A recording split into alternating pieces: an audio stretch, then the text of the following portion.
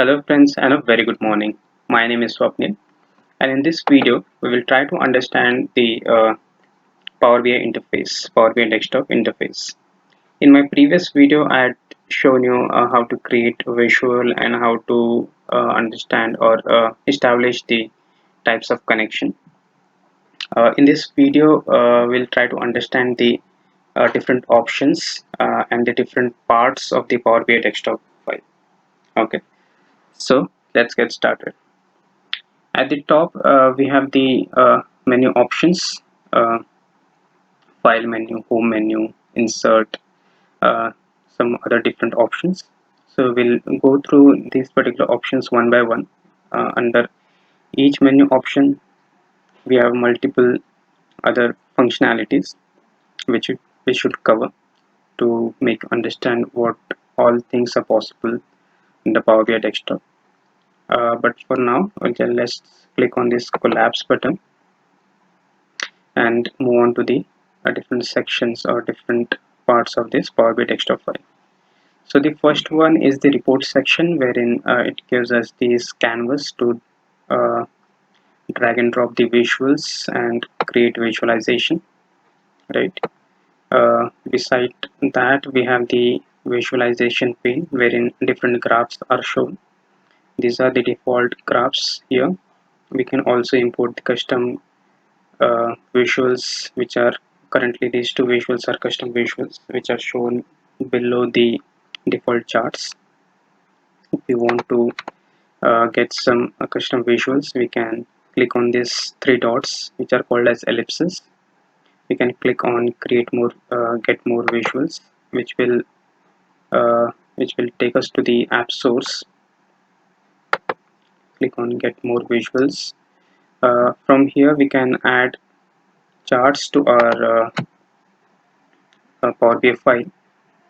So whatever charts that we are adding are specific to each file. So this is my demo file, Power BI desktop file.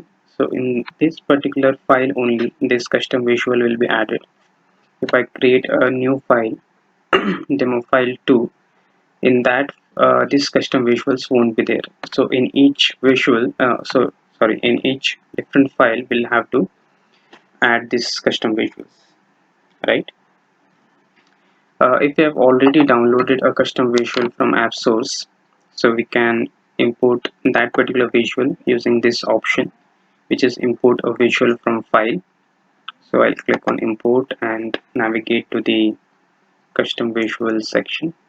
So I have downloaded many custom visuals. The extension for it is .pvi pbiviz, right? So I've selected the force graph custom visual and now I'll click on open to import it into my Power BI desktop file. So it will also be shown here. So this is how you can import custom visuals. There are some more options called remove visual. So if you want to remove any custom visual, you can click on remove a visual and then select that particular visual and click on remove. As simple as that. So uh, so uh, let's move on to this particular fields area. In this we have different tables that are imported in this particular file. If I click on a table, I can see the different columns that are there in that particular table, right? There are some more options associated with this table. So I can create a measure, I can create a column, I can create a quick measure. We'll cover what is quick measure in this particular video itself. uh, then we have some other options which we'll cover one by one. So next option is the data part. In the data part we can see the actual data inside a table. So currently a sales table is selected. If I select territory table, so the data relevant to territory table will be shown here, right? Then the third section is the model section wherein we can establish a relationship between tables, right? So establishing relationship is very easy. Basically we have to just drag and drop. So currently what I'll do is basically I'll select this customer key column from the sales and drag it to the territory table to create a relation. So this is how we create a relation. It's currently working on it, but the relation should be basically relevant. Currently, I've just joined the customer key with one of the region column in territory, which is not actually the required connection. I've just shown that for the demo purpose, I've just shown how to create a connection. So it's really very easy. The drag and drop functionality. So and I can see that you can see that a connection has already been made between customer and sales table, and this particular connection was created by Power BI engine itself by itself, since it was able to identify that customer key column which is there in customer table and the sales table have the same data type and same name, and hence it established that particular connection for us. So that's the use of this particular section. Now let's move on to the report section, and now let's understand what all different options are there under the home section. So under home, we can see a clipboard section is there, wherein the common cut, copy, paste options are there. So we'll not cover those. Let's move on to the data section, wherein we can see we have the get data option. Get data is basically to establish a connection with the data source. So it will show us all the data source which are available uh, inside Power BI desktop to establish a connection with. Okay. Uh, there are some data source given upfront at the top. These are the commonly used data sources, so they are given at the top, so that you don't have to click on get data and then navigate to that particular data source, but you can click here itself and choose the relevant data source that you want to import. Currently, I have imported this AdventureWorks XLS file, so I'll not again do that. I'll click on cancel. The next option is the enter data. So enter data is basically if you want to create a small master table. So a master table. So basically, we can just create a small table. It should not be a very heavy table. So for that purpose, we can use the uh, enter data portion. So creating a table is very easy here. So we have to just give a column name. So like days table, I can create days. To add a column, I can click on this asterisk uh, area and give the column name as secure sequence number. Okay, I can add some data to it like Monday. I'll give the sequence as 1.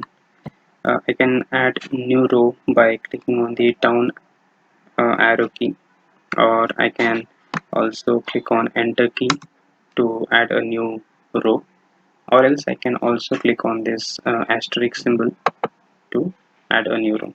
That is how we add rows in this particular section. Then I can give a name to the table like days TBL and then click on load. I have already created this days table, so I'll not go ahead and create again. So basically what it has is, currently I'll just click on cancel and I'll show you the content of this days table. So in this days table, what I have is two, sorry, in this days TBL, what I have is two columns. One is days and one is the sequence number. This table I generally use when I want to sort the visual on this particular sequence, like Monday should be first and Sunday should be last, like that. So once we start creating visualization, you would be able to understand what is exactly the use. Currently, it would be something that I won't be able to explain in a brief. Okay, all right. Just delete this. Okay. So this was about the sorry. This was about the enter data option. In the recent source, it basically shows us what all different connection recently that we have established and what all different data source that we have used. These are basically the SQL Server connections that we have recently used. All right. Next, in the queries section, we have the transform data option. So if I click on transform data, I would be taken to the Power Query Editor, wherein I can perform all the ETL operations that I want to do on the data set. So here are the different data sets available. I can select one data set and carry out the different data transformation steps available. So there are so many options available inside this particular Power Query Editor. We'll make a separate video to cover different options available here. Okay. For now, I'll just click on close. Okay. The second option here is data source setting. So in data source setting, we can see the connection established for this particular data file, Power BI file. Here we have made a connection with AdventureWorks. Uh, we can use this particular data source setting uh, option to change the source or maybe to edit some permission levels for the source. So just to give you an example, if the connection was with the SQL server and the credentials to that SQL server was changed, to connect to the SQL server was changed, so we would have selected that particular connection and clicked on edit permission to change the credentials. So that is what we can do with this particular option. For now, I'll just click on close. There is a refresh option. So this particular option is useful in case of import query. So what happens is, like, I have imported the AdventureWorks Excel file today, but if there are some changes being done tomorrow on 19th, today is 18th, on 19th there was some changes done on the Excel file, then they will not be automatically populated in this particular Power BI file. I'll have to refresh. I'll have to click on the refresh data to get those changes into my Power BI file. So if I click on refresh here, all the tables on this right hand side portion will get refreshed. If you want to just refresh one table, I can click on the ellipsis in front of that table and click on refresh data. Okay. So we'll see an example. We'll go to the AdventureWorks dataset. Here I have selected the territory table. I'll just add one new row here: Asia, India, Asia, and I'll click on save. I'll click on Control S.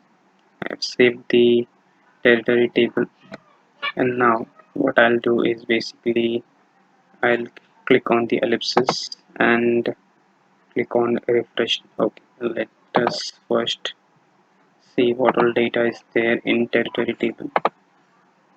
We have only 11 rows. We have added one more row into the data set. Now we'll click on the refresh data.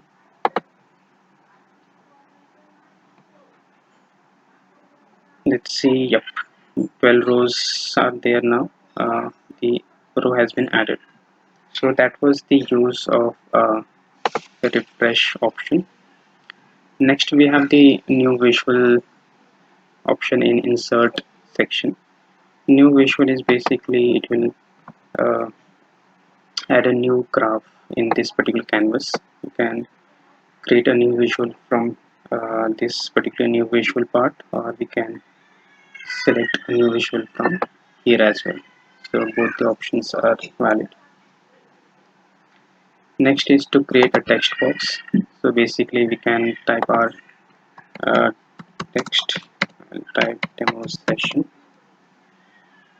and just drag it at the top and just minimize the area for this text box and select the data and change some data type and font size. Okay, that's better. So this is the text box. We can write our custom text to to make people understand this story. We can type our text here.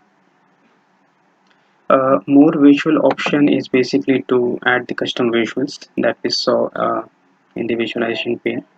So from app source is basically the online source from the marketplace from where we can import, or if you have already downloaded you can select this from my files option. Okay. Uh, in calculation section we have the new measure and quick measure. New measure is basically to create a measure. So a measure is basically a customly coded uh, value. So I've clicked on new measure.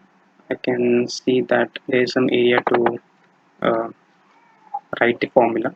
I'll give it a name as total sales. Then what I'll do is I'll write a formula. We'll cover this. This is the part of tax data analysis expression. How to write this and what all different functions are there. For this video, I'll just make a quickly create a measure. Sum of from the sales table. We'll select the total product cost. Okay, so my measure is ready now. I'll just click on enter key to save this measure. So now this measure will get created under this calendar table. Since I've created the measure from the top, I've not decided under which particular table it should go. So by default it goes to the first table. If I have to create a measure in this particular table, I can click on the ellipsis and click on new measure. That will create that particular measure under this table. Okay.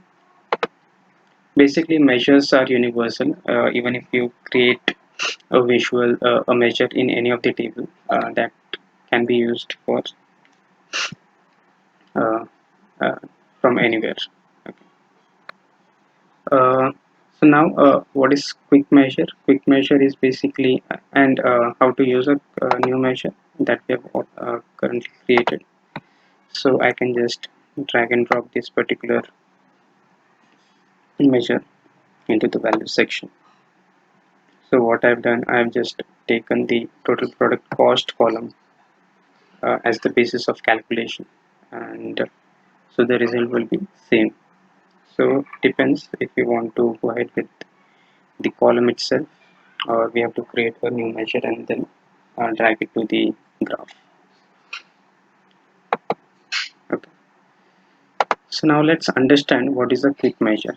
Quick measure is basically these are the calculation wherein the DAX is already written by the Microsoft people. So to give you an example, we'll go ahead with the year to date total time intelligence quick measure. I've selected that measure. Now here are the different tables that we have imported in this particular Power BI file. I'll go to the sales table and put the relevant columns. So in the date section I'll put the auto date, and in the base value I'll just put the total product cost again. So this will give us the total sales year to date. So basically year by year what is the total sales amount till date. Okay. Now I'll just click on OK. and the new measure will again get under the calendar table. So here is our new measure, quick measure created. So you would have noticed that I have not written any DAX expression for this particular uh, this YTD, total product cost YTD measure. Since it is a quick measure, the DAX is already written by the Microsoft people. Okay. So I have taken that particular quick measure. Let me take a orders date. Here only year is relevant, so I'll just remove the other month, date, and the part. Okay, so here we can see the year to date value is shown, the YTD is shown in this particular graph. So that's the use of quick measure. So we have covered most of the important parts in home section. The last one is the publish. So it is to publish this particular report from Power BI desktop, from our desktop file to the online version, that is Power BI service. First you should save the all the changes that you have done. I've clicked on save. Now it should give us where, in which particular workspace I want to place my this report. So I'll select the Essence of Learning. If you have a pro license, then only you can see other workspaces other than my workspace. And click on select. The publishing activity has started. So let's just wait for us to. Okay, since I've already published this particular file in my workspace, it's asking me if you want to replace it. So I'll just click on replace, and let's just wait for this particular activity to get finished. It will give us a successful message. So publishing activity generally takes time depending on what is the data size of your Power BI file. So if it's not big, then it would be generally done within a minute or two, and also depends on the bandwidth your network uh, connection. Okay, so for me it's taking some time. Let's just wait for 1 more minute. It should be done.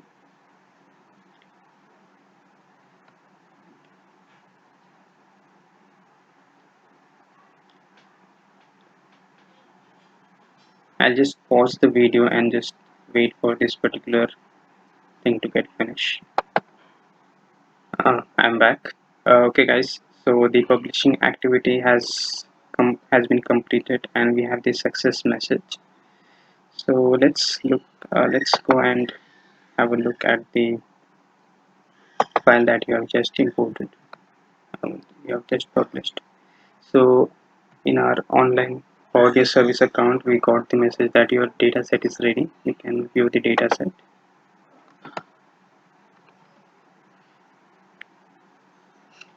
Here is the dataset that we have just published. We can go to the report section by clicking on the workspace.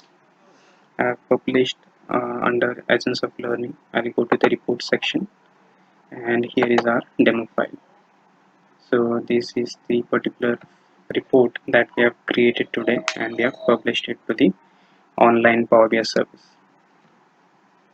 So that's all for today. We have basically seen the different sections in Power BI desktop file, and we have covered all the different possible options that are there in the home menu tab. The menu section can keep on changing as the Power BI file is getting updated every month. So don't worry if any new options are there. We'll also cover that in a later part of the in any of the next videos. Okay. So that's all for today, guys. Have a nice day. Thank you.